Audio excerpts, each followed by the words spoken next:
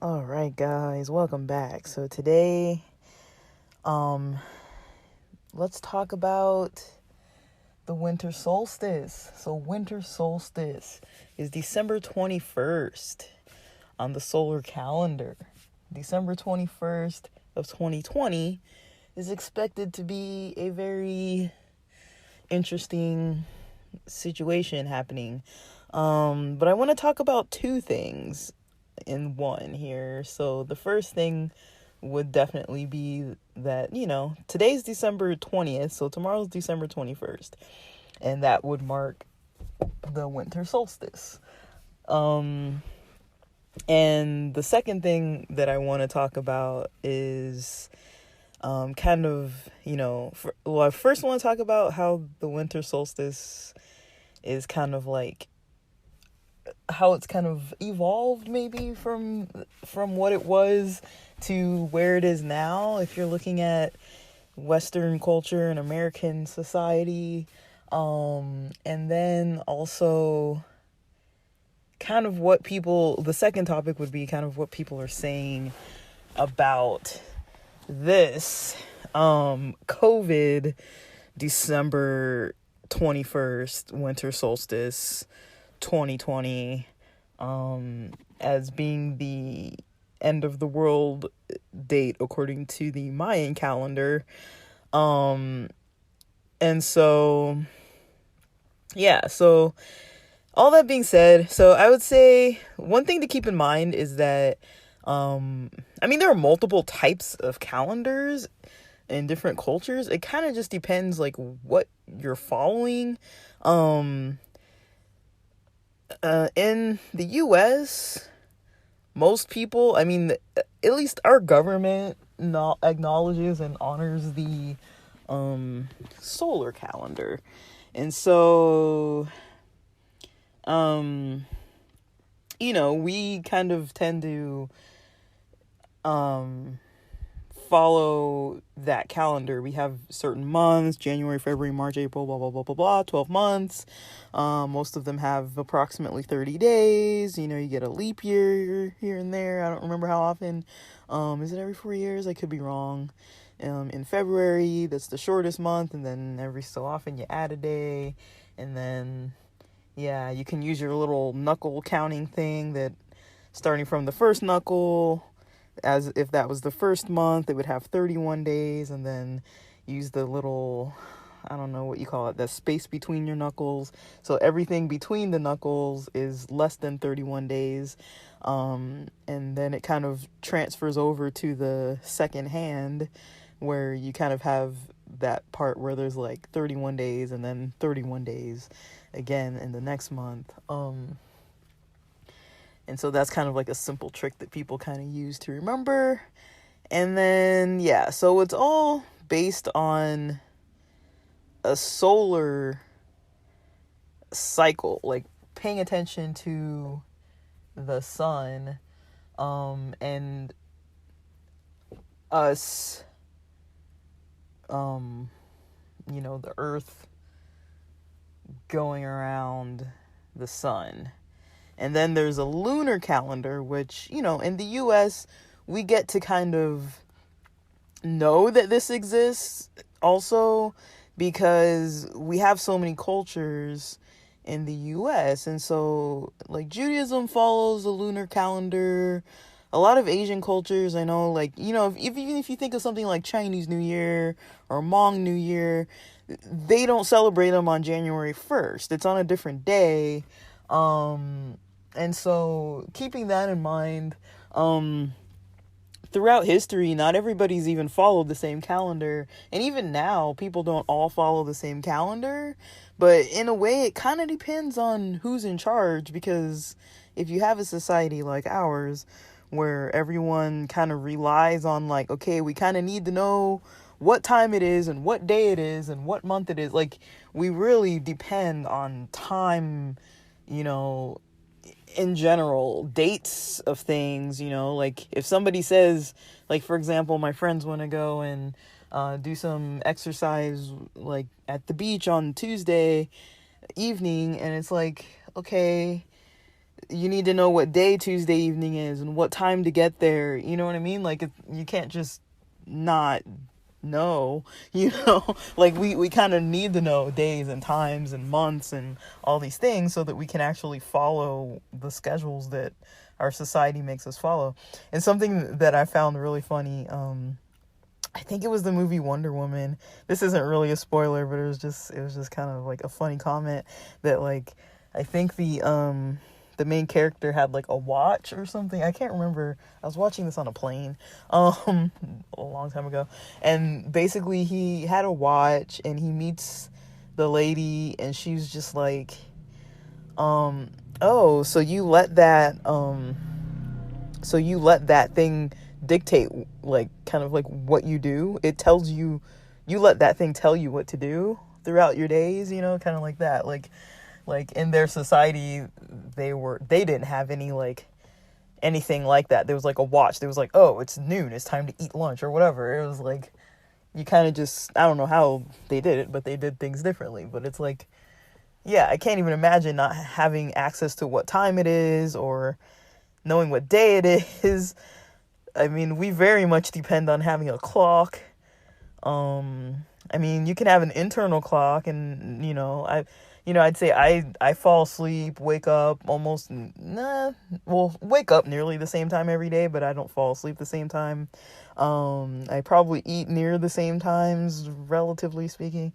But yeah, things like that, where it's like, if I didn't have a clock to tell me when to wake up, when to start getting ready, when to actually log into work, when to stop working, I'd basically just have to look at the sun. And I can do that, but it's like, because the time changes too, and like, like the sun goes down earlier and earlier than later. And so today it's going down still, like tomorrow's going to go down. It's going to go down earlier than any other day this year. And then if we survive that day, then it's going to keep going down, obviously, every night, but it'll go down at a later and later time till when we get to summer and it's like daytime all day and most of the night. It's like even after dinner, it's still sunlight out in the summer. So, whereas now most people get off work and the sun's already down. So, yeah, so that's just my little spiel on that. But so if we're looking at just this time of year in history, right? Some major things are kind of coming up now. They kind of overlap with what you see in history. And so one thing we've seen in history is, when you look at religions, and especially, I focus a lot on the Christian religion because I have so much background in it that it just makes sense to kind of start with what I know. And a lot of other religions, I know things about them, but it takes so much studying and delving into it. These thousands of year old, like religions and teachings and texts that I have to read the English versions for most things. And even if I can read some other languages, like, I don't even know what it is, most of it. And so, it's like, am I really going to look at a dictionary for every single thing? But I would say that's a helpful skill to have, and it's tedious, but I'd say if there's something you want to learn and want to know, it's always good to kind of look it up that way. But yeah, so let's talk about this time of year, because right now, we just passed Hanukkah. So Hanukkah ended couple days ago. I think December 19th-ish. I don't know. It ended like Thursday or Friday this week. And then it's gonna be Christmas on Friday. And then it's Sunday now. The winter solstice is gonna be Monday. And so if you look at history, Hanukkah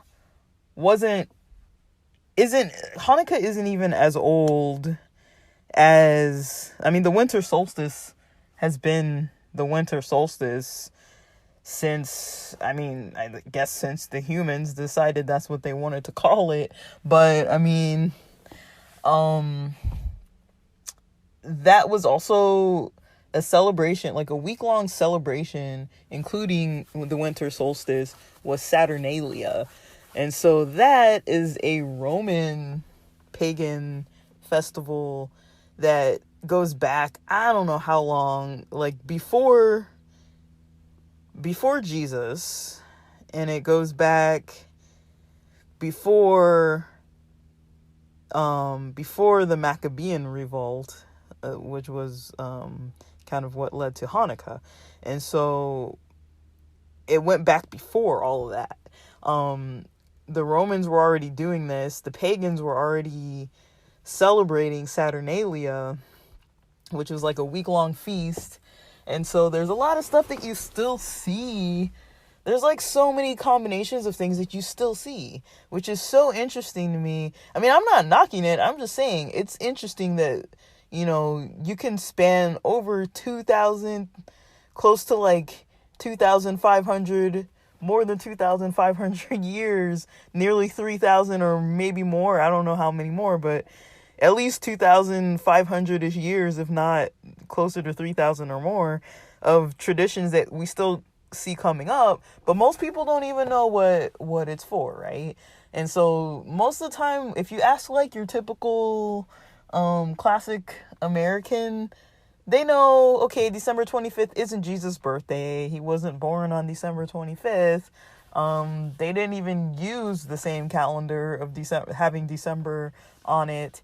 And so, yeah, so December 25th wasn't even a thing for Jesus necessarily. But the interesting part is, you know, Jesus' culture did overlap with Roman culture, with Greek culture, with Egyptian culture, with all sorts of different cultures. When you think of it, they're so different from one another too. Like, of course there's overlap everywhere, but they're so different. I mean, if you think now of like, you know, Romans, you know, or, you know, Italians, whatever, of Greek people from, you know, from Greece, if you think of people from Egypt, if you think of people from Israel, they're not the same, you know, cultures. They're so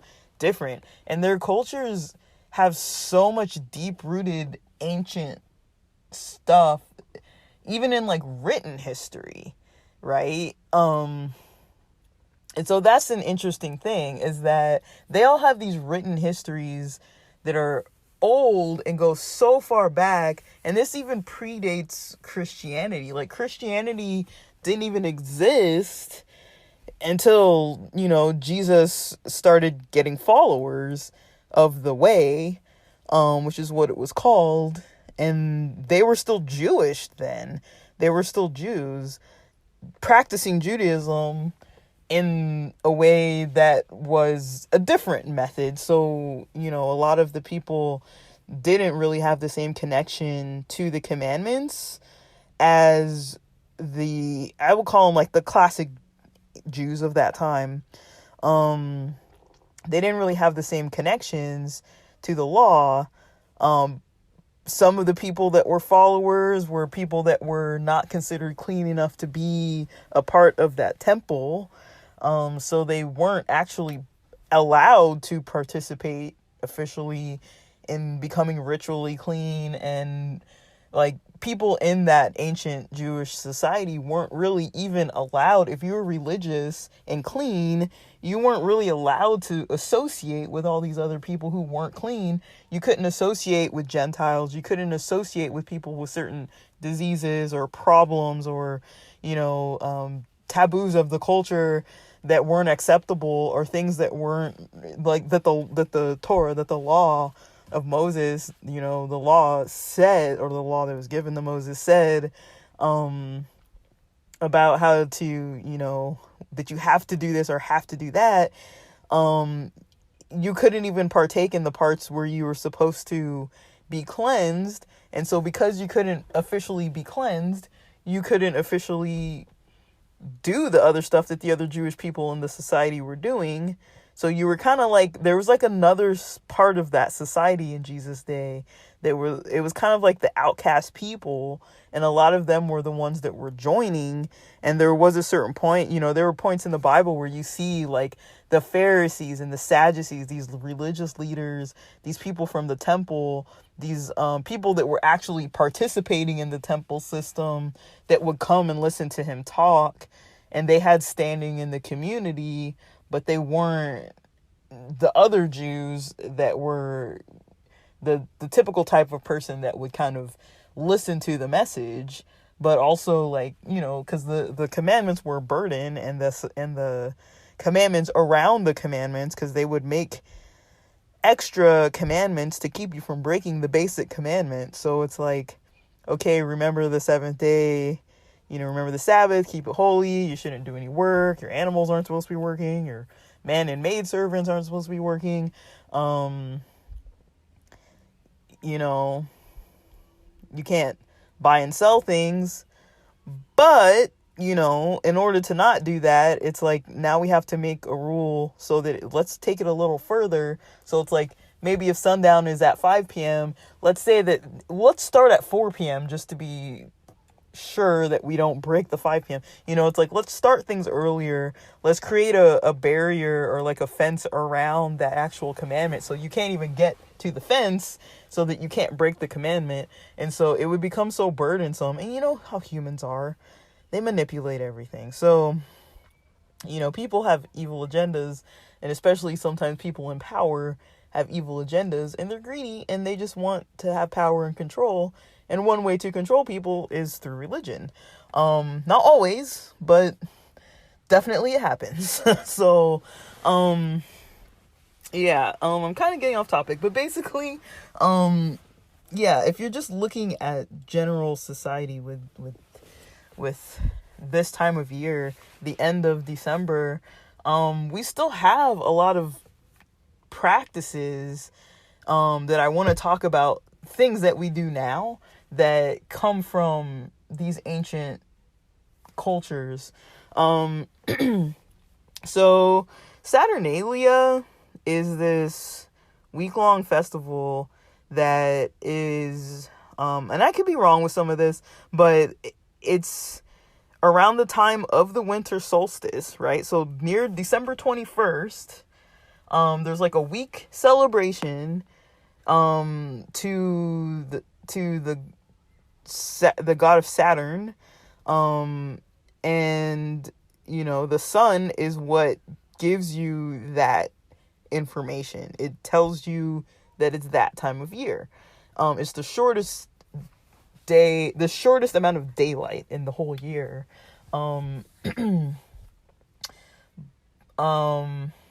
And in American culture, we don't really do anything with it. We just say, oh, it's the winter solstice, it's going to be the shortest day. And that's basically where we leave it, right? But back then, if you even look in like ancient Roman culture, they would have like this whole week long of festival, right? And so some things that you would still see now, I mean, just one major thing would be the Christmas tree. Another thing that you might see is like how people like to eat like a ham, or different things like that, like parties and things that you still kind of see those lights, fires, things like that we kind of still see these things around us. But so if you look in the Bible, you see a lot of times there's this phrase, or, you know, this term called Asherah or Asherim. And or I guess it's kind of translated into sacred poles to some extent. People use that word, and it's almost like, let me look this up, because I want to say it's almost like a totem pole. Let me see. So if I look this up,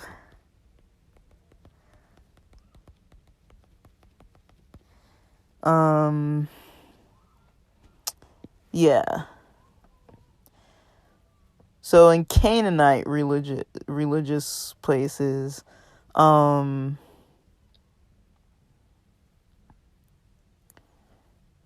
also, yeah, pagans. And so it symbolized the goddess Asherah, right? And so people would have these in high places. They say it's a sacred wooden post, pole, pillar, but in that time, like during certain times of history, it was like a fir tree. They would take the I guess you would call it like a trunk of the tree, or even the whole tree, and put it in the house during this time of year. Like, it was part of celebrating Saturnalia. You would take this tree, this sacred pole, as a representation of this goddess and put it in your house. I don't know all the details anymore of what went into that, but there was definitely that. And I don't know what day it happened on or any of that. And then there was also a time period during Saturnalia where they would sacrifice a pig at the temple of Saturn. And so they would have this pig, they would sacrifice it. There were feasts and things like this going on. So if you think about that background, right? If you think about that background, and then you think about the Jewish background, right?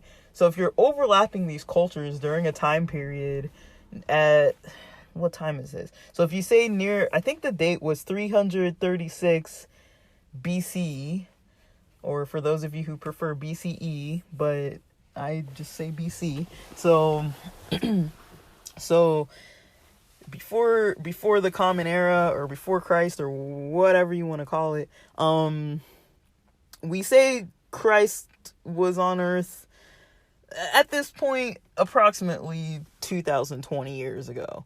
And then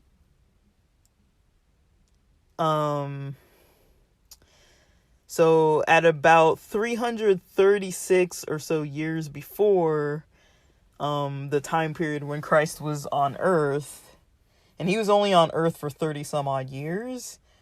So about 336 years before he was on Earth. I don't know if that's before his birth or before his death, or whatever that 30 something year period was. Less than 40 years, but more, I don't know if it was more than 29, less than 40 years. Whatever that time period was, about 336 years ago, that is the time when the Romans and the pagan culture started to take over in Jerusalem. And so they took over based on their ruler, who was Antiochus Epiphanes.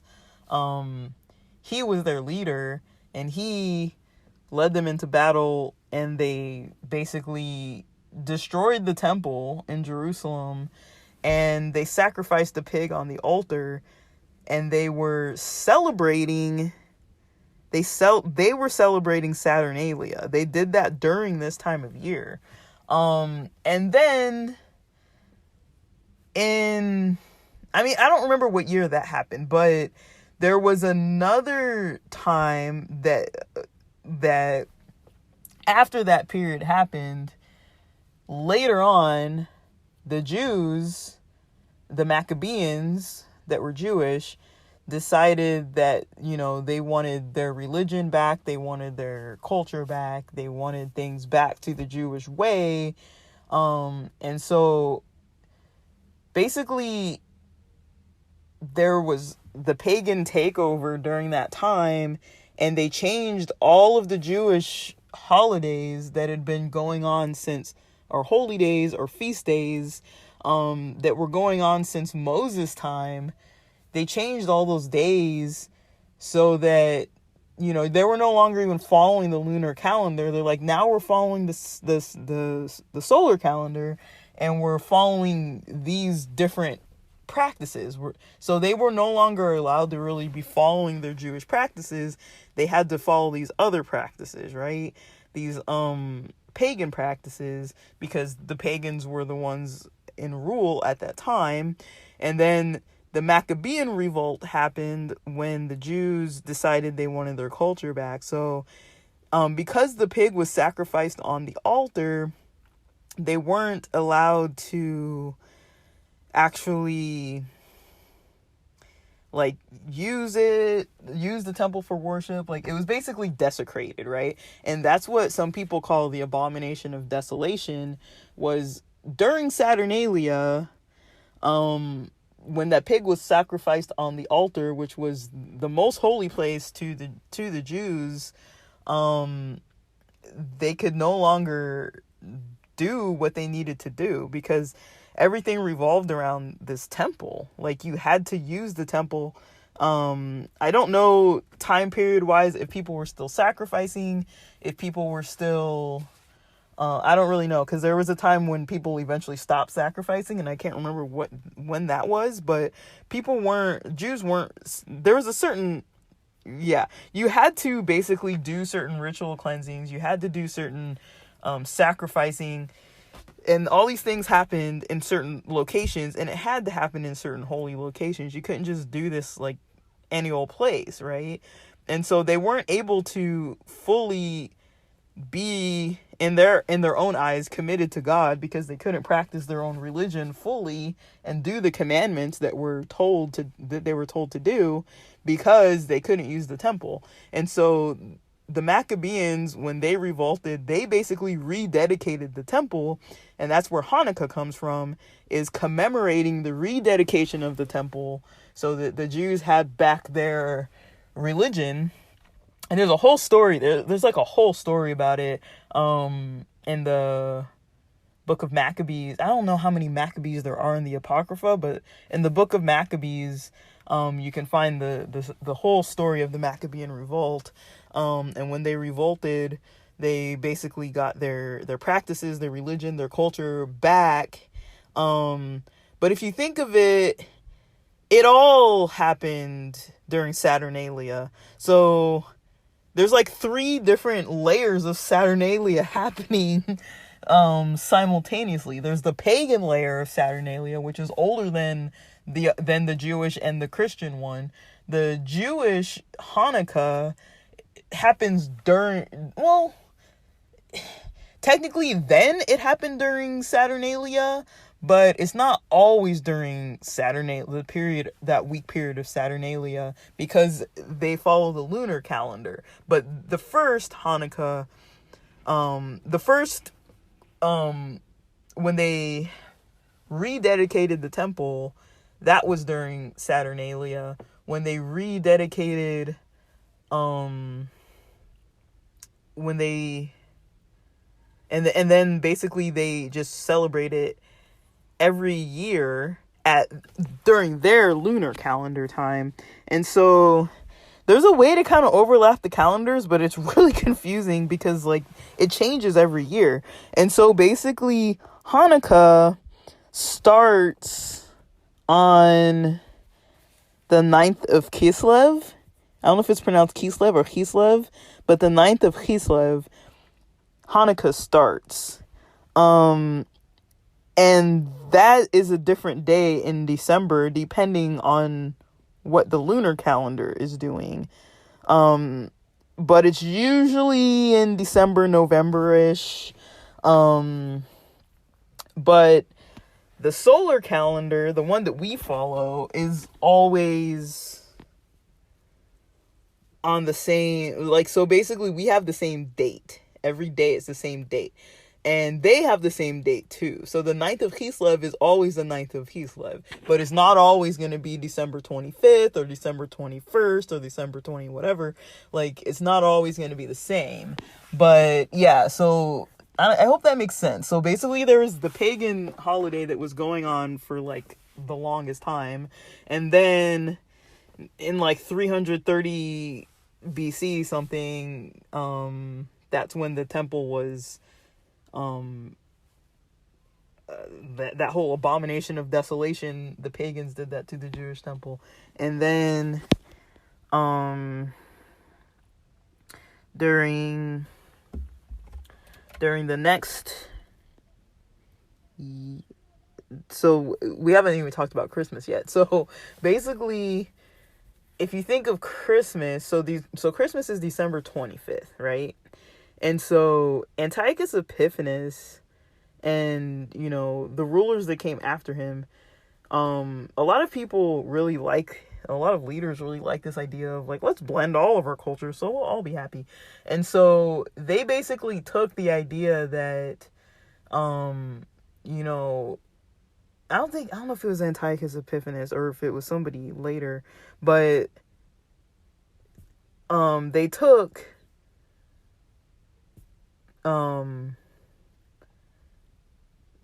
their original Saturnalia week festival, and then they put on top of that, that Hanukkah is near that same time. And then if you see in the Bible, in the book of John, it talks about Jesus walking in Solomon's the what was it called? Solomon's porch or Solomon's colonnade or whatever they call it, the part of the temple that was original, that hadn't been secularized or paganized, the part of the temple that was rededicated but was still being kept according to Jewish custom. That part of the temple, it just has like a little blurb about it in the book of John, where it says that Jesus was walking during, it was winter, it was the time of there are multiple words for it. So some Bibles will say Hanukkah, some Bibles will say the Festival of Lights. They use words differently, like the words festival and feast are used kind of interchangeably. So they'll say like Festival of Lights or Feast of Lights or the Festival of Rededication. Those are all Hanukkah, basically. So if you see that passage in John where it talks about Hanukkah, it just basically says that it was during that time and Jesus was at the temple. And so you can kind of assume, I don't know if he was celebrating it or part of the commemoration, the commemoration of the revolt of the Maccabees and all this kind of stuff, when they rededicated the temple. I don't know if he was part of celebrating it or if he was just there, or if he was just happened to be in the temple, but yeah. So that's basically what I would say is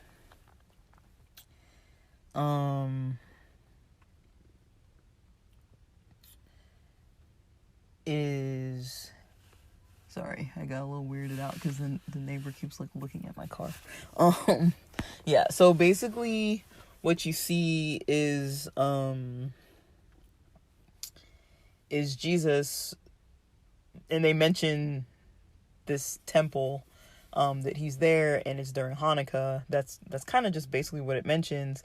And the disciples come up to Jesus and they're like, just be straight up with us. Are you the Son of God? Like, are you the Messiah? Are you Christ? Like, tell us, And of course, Jesus, how he always did, he didn't just say, oh yeah, that's me, or oh no, he would always give these long explanations that were just so like out there. And so basically that was a time when eventually, some religious leaders and religious Jews heard him, and they were like, oh, like he's saying that he's God and we're gonna kill him or arrest him because he's doing all these things that are blasphemous according to us. And he almost got himself arrested and killed during that time. During Hanukkah, he was able to escape. And again, Hanukkah's like, I think Hanukkah's 8 days, right? Saturnalia is 7 days, and Christmas is 1 day. A lot of people celebrate Christmas Eve and Christmas. I think a lot of people would consider the night before Christmas to actually be like a holiday in a way. Like, if somebody's like, it's one thing to work Christmas Eve in the daytime. It's another thing if somebody's like, you gotta work Christmas Eve night. I mean, that's kind of pushing it. It's almost like somebody telling you have to work the morning of Thanksgiving. It's like, seems like too close to inside the holiday. But yeah, I just find that interesting. That there's this whole overlapping.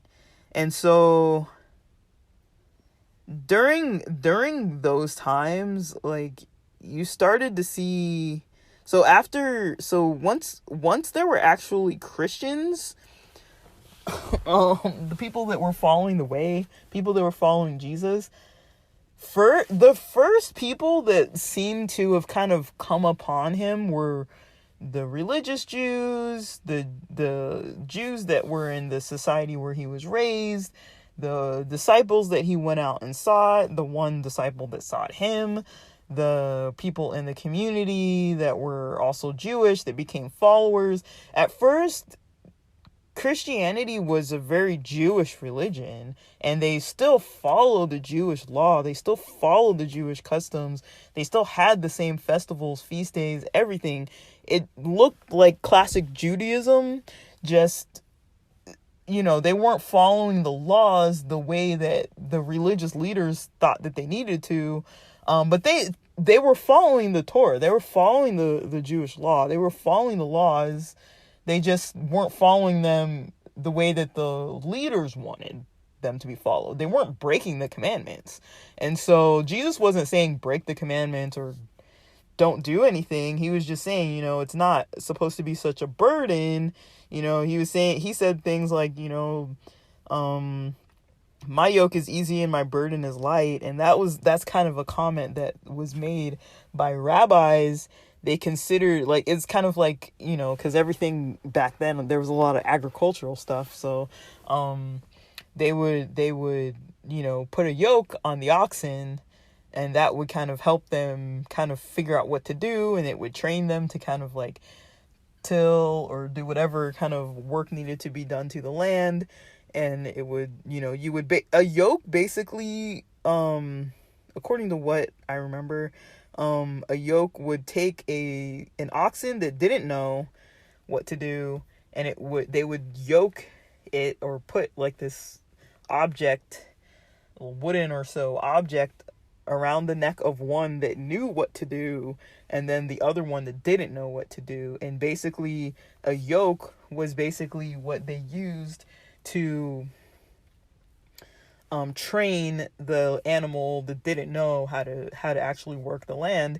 And then once it got trained, it was able to basically just work, right? Or be of a work tool or something. I don't know what you call it. But if you say that's equivalent, like basically a rabbi was considered to have a yoke, right? So you would be yoked to the rabbi, not literally, like they wouldn't put like a thing on your neck or whatever, but it was like you would follow that rabbi to the T, and you would do and say and do, like you would basically just, this rabbi does this, I do the same thing.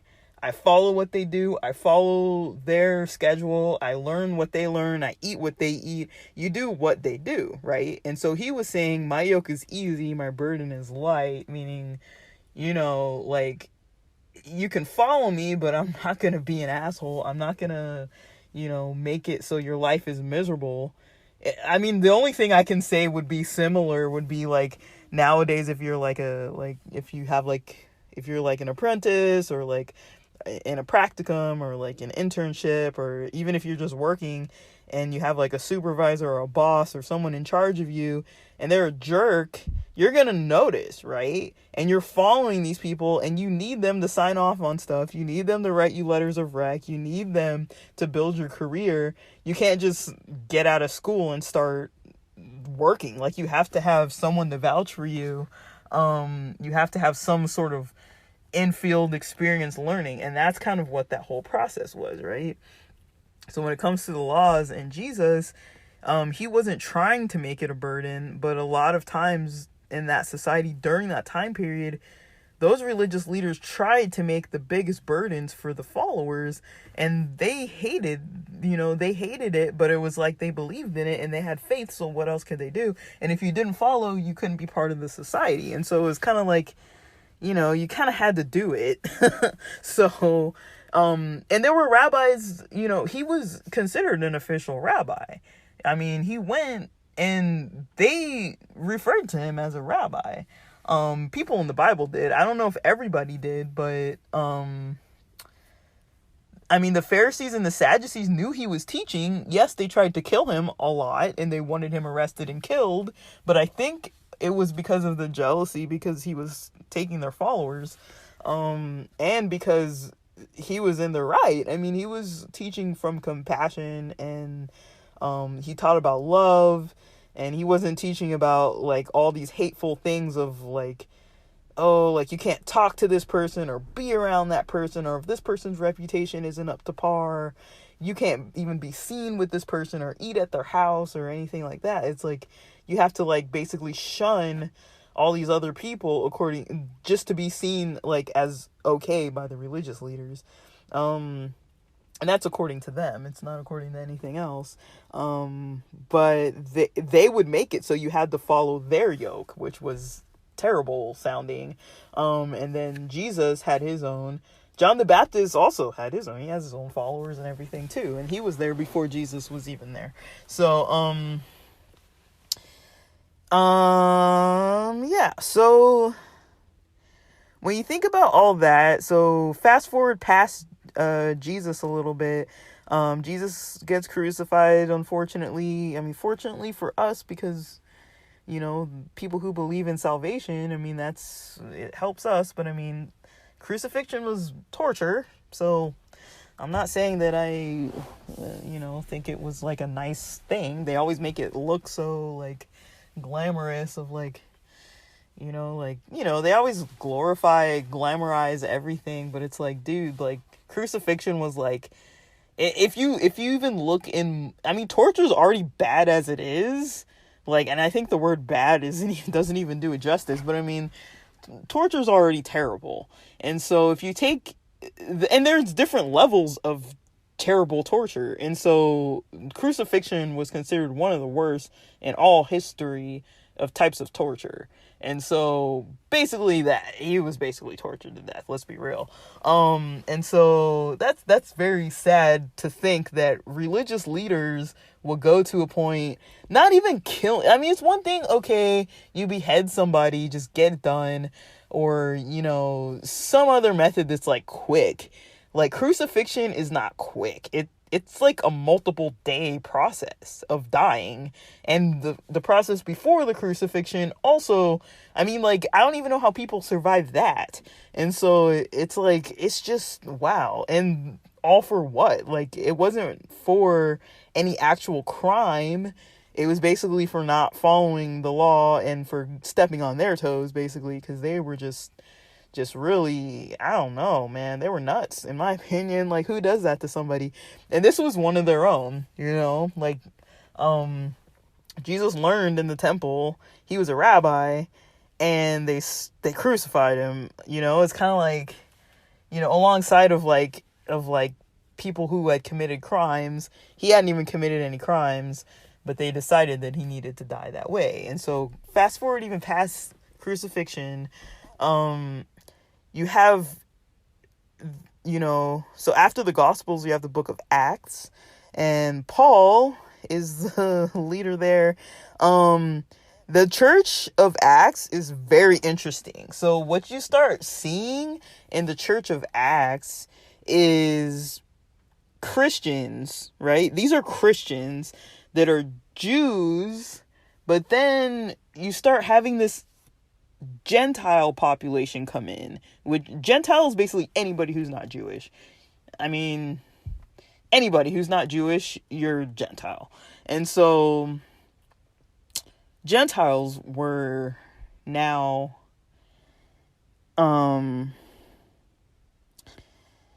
were now being converted to Christianity. And Gentile would mean you could have been like any form of religion and still been considered a Gentile, right? So there were a lot of pagans that were Gentiles, right? Because they weren't Jewish. They were pagan. So there were a lot of pagans that got converted to the way. They got converted to Christianity. There were Jews that were Christians. There were pagans that were Christians. There were Greeks that were Christians. There were different African groups that were Christians. There were so many different types of Christians at a certain point, and the religion spread so fast. And so if you take that book of Acts, that happened. And then in addition, in the history of Christianity, early Christianity, so there are all these arguments that, okay, the Jews need to stay Jewish and do the Jewish law, and they are believers in Christ. So there was kind of a divide. There were those people, and then there was another group of people that were the people who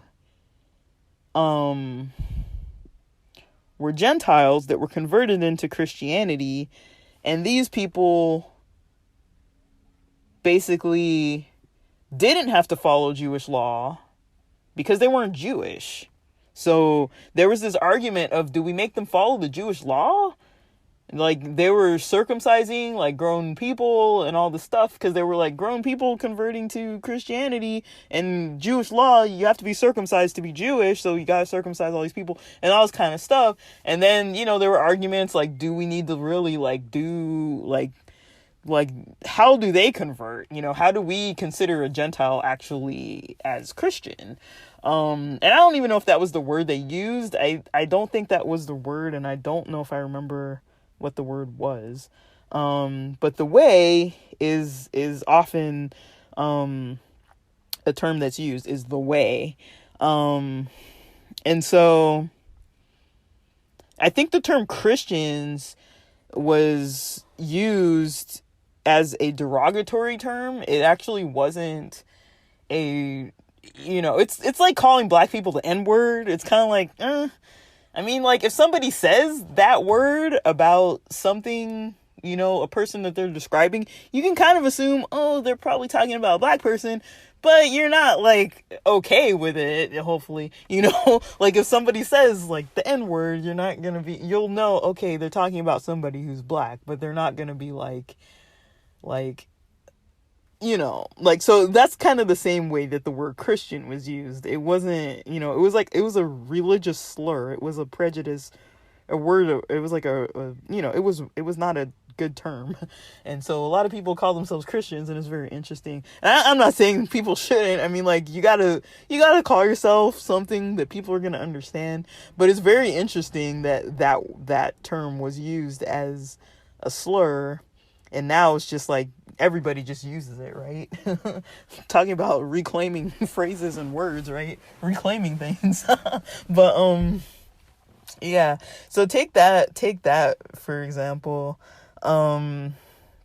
So yeah, you have the Jews, you have the Christians, you have the Jewish Christians, you have the Gentiles, you have the Gentiles that converted to Christianity.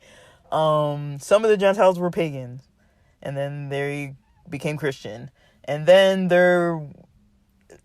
I don't know at what time period this happened, but there was some time period, the Council of Nicaea, when the Jews, because there was a point when the Jews that were Christians would still worship at the Jewish temple, but they were just followers of the way. But some of them would still worship at the temple. And then there was a point where they got like excommunicated out of being able to do that.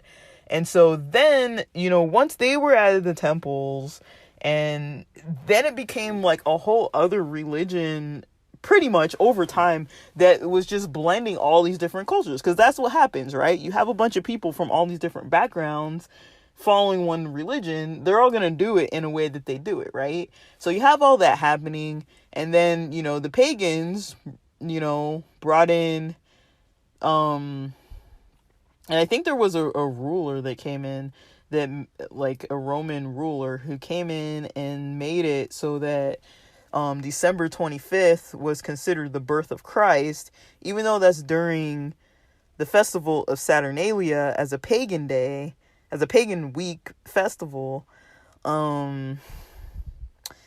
So I don't even know if this is making sense. I feel like it's hard for me to explain. It's like jumbled in my head, but yeah, there's kind of like 3 layers overall, right? There's the pagan layer that was old, the Jewish layer that kind of came later, when we're talking about like Saturnalia and all this, and Hanukkah, and then Christmas, of course, if there was no Jesus, no one's even talking about the birth of Jesus until, like, because even during Jesus' life, nobody was celebrating the birth of Jesus. That wasn't like a thing. Christianity, the way that we celebrate Christmas, is different now. And so, you had pagans that would still do their days too.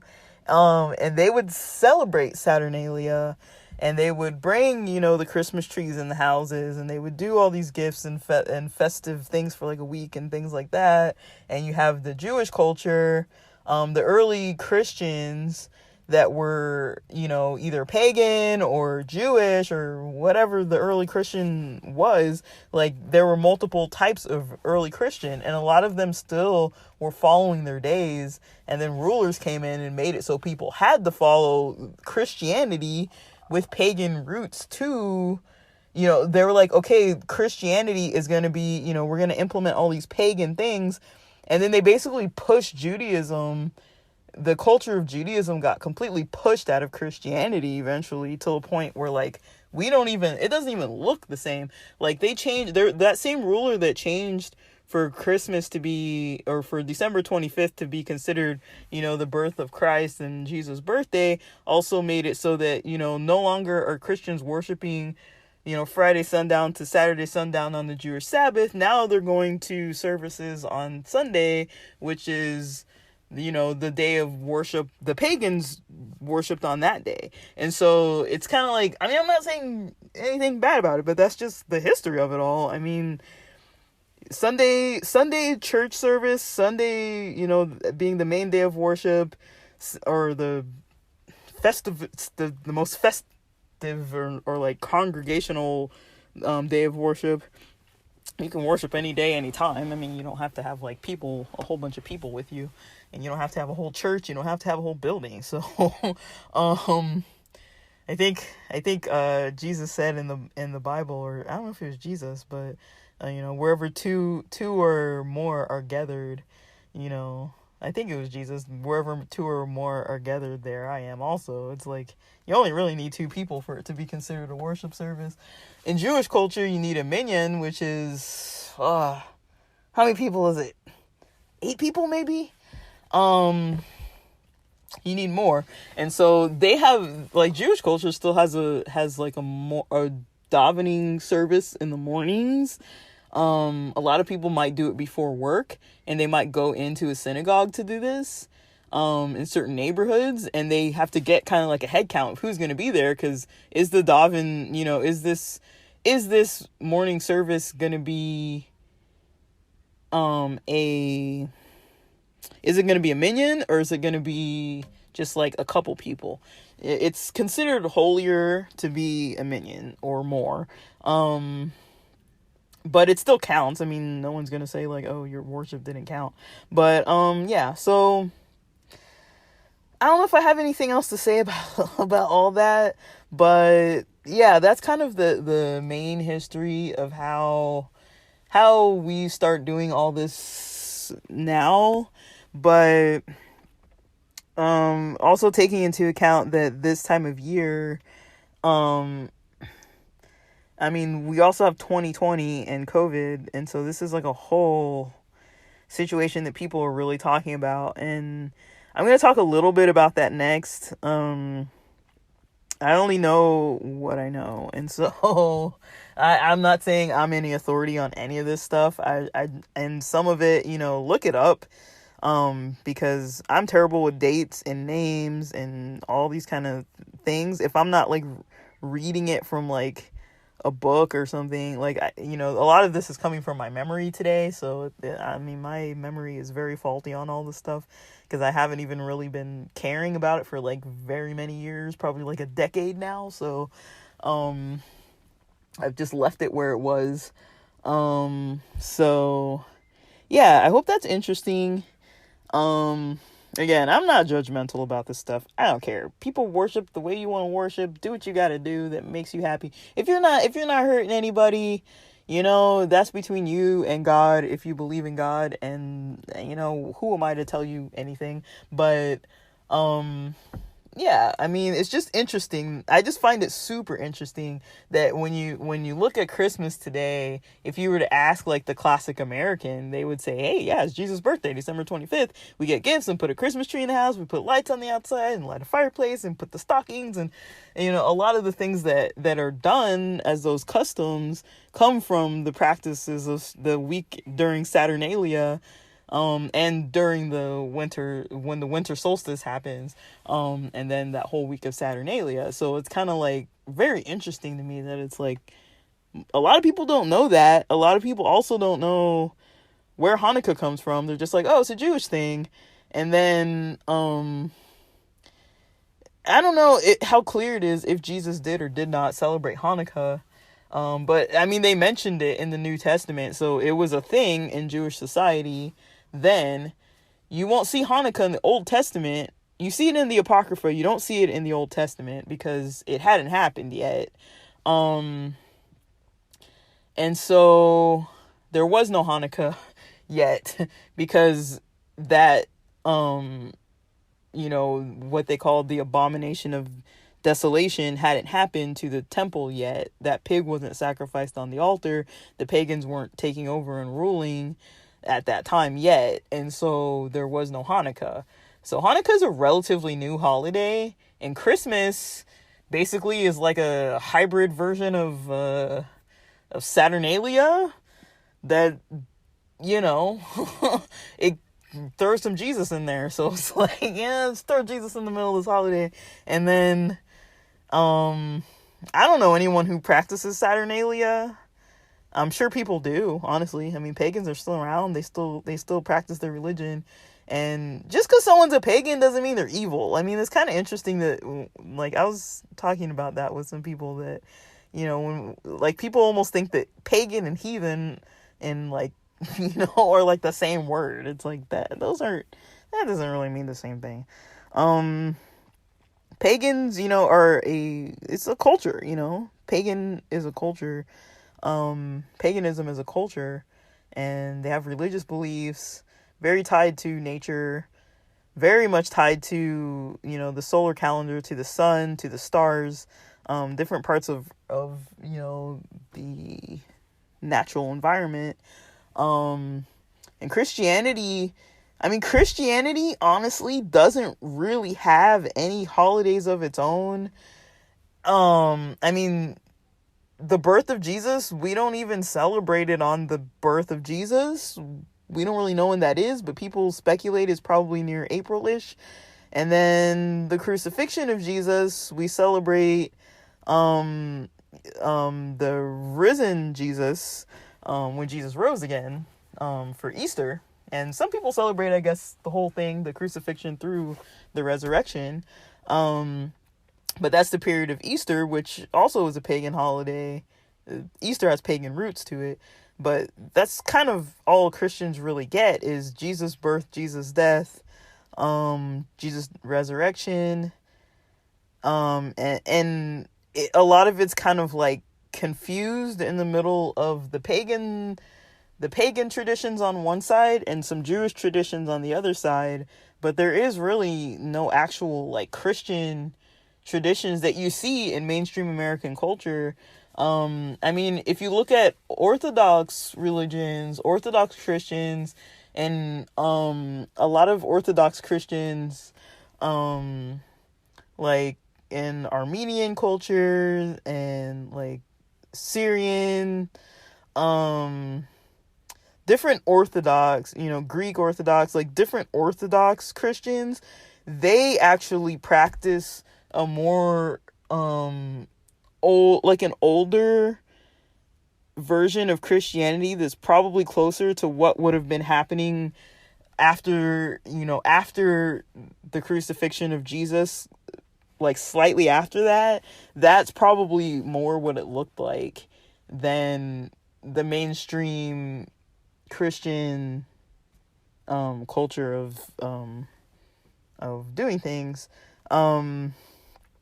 Which is fine. Things evolve, but it's just interesting that we're never really taught these things unless you go to like a really religious school, or you were raised in a really religious house, or which I was for all of these. And so, or we're raised around a lot of really religious people, which I was also. And so it's like, I've been raised with these things, but I know that outside of the people that I knew from church and home and family, when I would talk to everybody else, like everybody else is mostly just like, nobody knows what's going on with these things. And it's fine, because that's part of American culture too, that, people aren't too concerned with the histories of it. They're just like, we're here now, we're doing this now.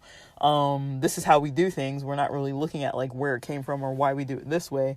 This is what Christianity looks like in America, and it's fine. And it doesn't look like this in other religions. In other countries sometimes. So it's kind of interesting. We have our version of Christmas, our version of, these different holidays, but it doesn't look the same all over the place. So it's just something that I found interesting for this time of year. I just think it's good food for thought. I'm not saying people should like change their religions or like anything, but it's really fun to study. Honestly, it's like really kind of like interesting to study that something that's like 3,000 something years old, or maybe older, is still something you literally see in most households, even if they're not religious. Even non-Christians celebrate Christmas and have Christmas trees and things like this. So I just find it interesting that there's certain things that like kind of don't make it a certain distance in history, and then there's other stuff that like just stays.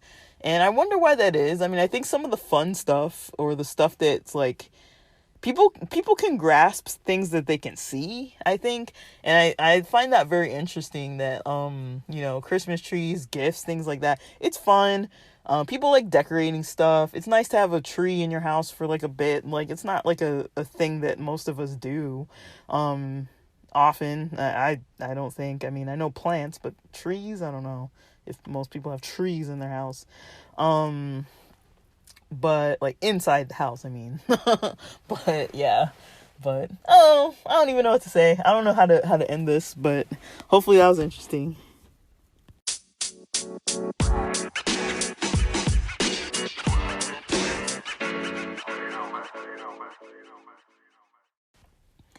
Alright guys, so just a quick primer. This clip is going to be pretty ranty, but hopefully interesting. There is some COVID topics in here, but I'm basically, the whole point of talking about the COVID stuff was to kind of get to talk about the more like esoteric type of theories that are kind of going on around us that, some people might not be aware of them, about like different levels of consciousness and, different things like that, different levels of like vibrational levels, and how to refocus your energy and things like that. So yeah, let's see how this goes, and I'll jump into it.